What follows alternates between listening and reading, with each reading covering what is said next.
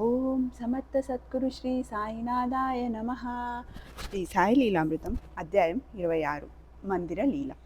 షిరిడీలో సాయిబాబా యొక్క భౌతిక రూపం మరుగయ్యాక దేశమంతటా ఆయన ప్రతిరూపాలుగా మందిరాలు ఏర్పరచుకుంటున్నారు. దేశంలో ఎన్ని మందిరాలు ఏర్పడుతున్నా వాటన్నిటి వెనుక ఆయన ప్రేరణ, ప్రోత్సాహం కనపడుతున్నాయి. జీవుడు శరీరాన్ని విడిచే ముందే వేరొక ఉపాధి ఏర్పరచుకుంటాడు అని అంటారు. అలానే ఈ మందిర లీలకు బాబా తమ మహాసమాధికి ముందే అంకురార్పణ చేశారు. అందుకే మనకు ఈనాడు ఆయన మందిర నిర్మాణం చేసుకోవాలన్న ప్రేరణ కలిగినప్పుడు మనం అవలంబించవలసిన ఉత్తమ విధానాన్ని ఈ లీలలు సూచిస్తున్నాయి. శ్రీ సాయి మందిరం ఎలా కట్టించాలి? ఉక్రూల్ నుండి కేశవరావు అనే భక్తుడు తరచూ షిరిడి వచ్చేవాడు. 1917లో బాబా ఒకసారి అతని వద్దనున్న తమ చిత్రపటం తాకి అతనికి ఇచ్చి, దీనికి అక్కడ మందిరం కట్టించు, నీకు అదే షిరిడి అన్నారు. మందిరం నిర్మించాక అతడు మరలా షిరిడి వచ్చినప్పుడు, నన్నక్కడ వదిలి నీవెందుకు వచ్చావు అని గద్దించారు బాబా. మీరక్కడా ఉన్నారని మాకు తెలియాలి కదా అన్నాడు కేశవ్. సాయి నవ్వి, సరే సరే అల్లా మాలిక్ అన్నారు. తర్వాత ప్రతిరోజు రాత్రి సాయి ఆ మందిరం ప్రాంగణంలో సంచరిస్తున్నట్టు అచ్చటి వారికి అనుభవం కాజొచ్చింది. తర్వాత నారాయణ పురోహిత్ 1940లో మందిర పునరుద్ధరణ కోసం సాయి చరిత్ర పారాయణ చేస్తుంటే 4వ రోజున బాబా స్వప్నంలో కనిపించి, నా దుని లేకుంటే ఇది షిరిడి ఎలా అవుతుంది అని కేకలేస్తూ రాళ్ళు రువ్వుతున్నారు. త్వరలో నిధులు చేకూరాయి. మందిర పునరుద్ధరణ పూర్తి చేసి దుని స్థాపించారు. దత్తభక్తుడైన బాహు సాహెబ్ తన 13వ ఏటలో షిరిడీ దర్శించినప్పటి నుండి బాబాను ప్రార్థించేవాడు. పూణే నగరంలో బాబా మందిరం కట్టదలిచి స్థల నిర్ణయం కోసం 1950లో పూణేలోని అరణ్యేశ్వరాలయంలో శ్రీ గురి చరిత్ర పారాయణ, నామజపము చేస్తున్నాడు. 10వ రోజున కలలో బాబా కనిపించి, నీవు ఇంటికెళ్లే దారిలో నీ కాళ్ళు భూమిలో ఎక్కడ దిగబడతాయో అదే యోగ్యమైన స్థలం అని చెప్పారు. అతడు బయలుదేరి వెళ్తుంటే ఒక చోట అతని కాళ్ళు భూమిలోకి దిగబడ్డాయి. అప్పుడు అక్కడ ఒక చెట్టు కింద ధ్యానంలో కూర్చోగానే అతని మనోనేత్రానికి మందిరం యొక్క నమూనా దర్శనమైంది. అక్కడ ఒక కుటీరం వేసి అందులో సాయి పటం ఉంచగానే ఆ ప్రదేశం అంతా సువాసనతో నిండింది. క్రమంగా అక్కడ తేళ్ళు, పాములు ఆ ప్రదేశం విడిచిపోయాయి. 4వ రోజున అతనికి కలలో, నీకు ఈ ప్రదేశంలో ఏమి దొరికితే దానిని అక్కడే స్థాపించు అని వినిపించింది. పునాదులు త్రవ్వుతున్నప్పుడు ఒక చెక్క పెట్టె, అందులో అస్థిపంజరం, దాని మొలలో కౌపీనంగా కాషాయ వస్త్రము ఉన్నాయి.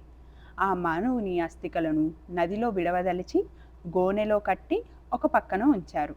కొద్దిసేపట్లో ఒక పాము వచ్చి దానిపై కూర్చొని ఎవ్వరినీ దగ్గరికి రానియలేదు. సాయి చెప్పినది దాని గురించేనని తెలుసుకొని దానిని అక్కడే భూస్థాపితం చేస్తామని చెప్పుకోగానే పాము వెళ్ళిపోయింది. త్వరలో షిరిడీలోని సమాధి మందిరం లాంటి ఆలయం అక్కడ ఏర్పడింది. సాయి భక్త దాసగును మహారాజ్ 1956లో విగ్రహ ప్రతిష్ఠ చేశారు. అసలు సాయి మందిరం నిర్మించవలసింది అలానే. విద్యానగర్లో నేను అంటే రచయిత ఉన్న ఇంట్లో నిరంతర సత్కాలక్షేపం జరగడానికి శ్రీ రంగన్న బాబు గారు, శ్రీ సమర్థ నారాయణ మహారాజ్, శ్రీ అవధూత వెంకయ్య స్వామి వంటి మహనీయులు అచ్చటికి రావడానికి కల మహత్తర కారణమేమో అనుకునేవాణ్ణి. ఒకసారి పక్క ఊరి నుండి కరీం బాబా అనే సాధువు వచ్చి కాకతాళీయంగా ఈ విషయం చెప్పారు. సుమారు ఒక దశాబ్దం ముందు అవధూత అయిన ఒక ముస్లిం మహాత్ముడు గూడూరు నుంచి నడిచి వెళుతూ దారిలో ఇప్పుడు ఇల్లు ఉన్న చోట విధిగా కొంతసేపు కూర్చునేవారట. ఎక్కడ ఆత్మజ్ఞాని కొద్దిసేపైనా కూర్చుంటాడో ఆ ప్రదేశం పరమ పవిత్రమవుతుందని శాస్త్రం. అందుకే కాబోలు శ్రీ రంగన్న బాబు గారితో వారి దైవమైన కోదండరాముడు అక్కడ గొప్ప మందిరము, ఆశ్రమము ఏర్పడతాయని, ఎందరో మహాత్ములు వస్తారని చెప్పారు. శ్రీ నారాయణ మహారాజ్ కూడా అలానే చెప్పి, నీవు అంగీకరిస్తే ఆ మహత్కార్యం తేలికగా జరుగుతుంది అన్నారు. నేను మాకు మందిరం మా గదిలోనే ఉన్నది, ఇక్కడ మందిరం ఏర్పడాలి అన్న శ్రద్ధ ఇచ్చటి వారికి ఏర్పడితే అది సాయి సందేశమని తలచి అలానే చేస్తాను అన్నాను. ఆ మాట మీద నిలబడు అన్నారు స్వామి. అలానే కొద్ది నెలల తర్వాత అక్కడ ఒక మందిరం నిర్మించమని, దానికి స్థలం ఇస్తామని కొందరు స్థానికులు ముందుకొచ్చారు. అప్పుడు ఒక సోదరుడు శ్రీశైలం వెళుతుంటే యోగ్యమైన స్థలం నిర్ణయించమని శ్రీ స్వామి పూర్ణానందులకు జాబు పంపాం. కానీ వెంటనే నిర్ణయించవలసిన అవసరం ఏర్పడి విద్యానగర్ భక్త బృందం ద్వారా సందేశమిమ్మని శ్రీ సాయిని ప్రార్థించాను. నాడు అందరూ ఏకగ్రీవంగా ఒక స్థలం నిర్ణయించారు. అది వెనుక శ్రీ రంగన్న బాబు గారు చూపినదే. మరో రోజు అదే నిర్ణయాన్ని శ్రీ పూర్ణానందులు కూడా మాకు అందించారు. వెంటనే మరికొంత స్థలం కూడా కొనవలసి వచ్చింది. మా వద్ద పైకం లేదనుకుంటుంటే స్థానిక వర్తకుడు చంద్రశేఖర్ వచ్చి మా వాళ్ళందరూ ఎంత వారించినా వినకుండా 1500 ఒక అతనికి ఇచ్చాను. బాబా దయ వలన అతడు తిరిగిస్తే అది బాబాకి ఇవ్వాలి అనుకున్నాను.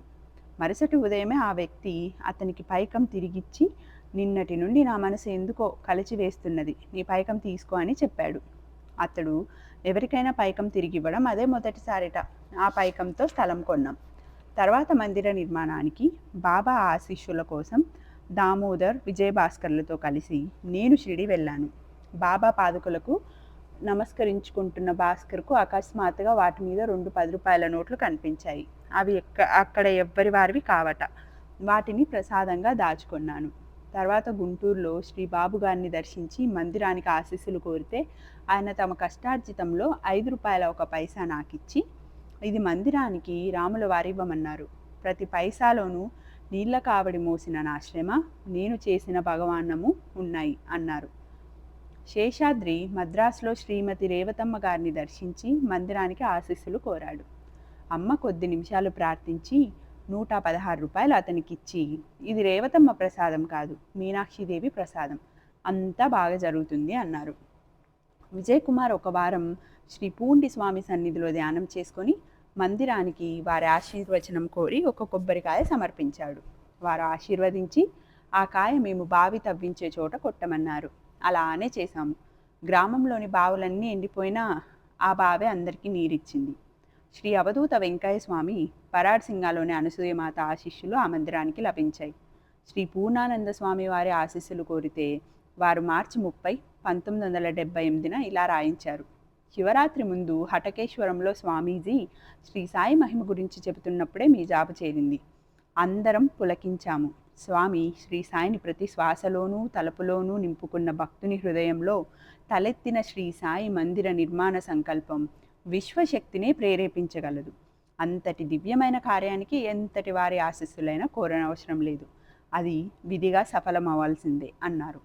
నిధులు చేకూరగానే మందిరం ఎలా నిర్మించాలా అని ఆలోచిస్తుంటే ఒకనాటి తెల్లవారుజామున కె సుబ్బరామయ్యకు ఒక సాయి మందిరం దర్శనమైంది. తెల్లవారాక అతడు ఆ చిత్రం గీచి చూపాడు. అది షిరిడీ సమాధి మందిరమే. వెంటనే షిరిడీ వెళ్ళి దాని ప్లాను, కొలతలు తెచ్చాము.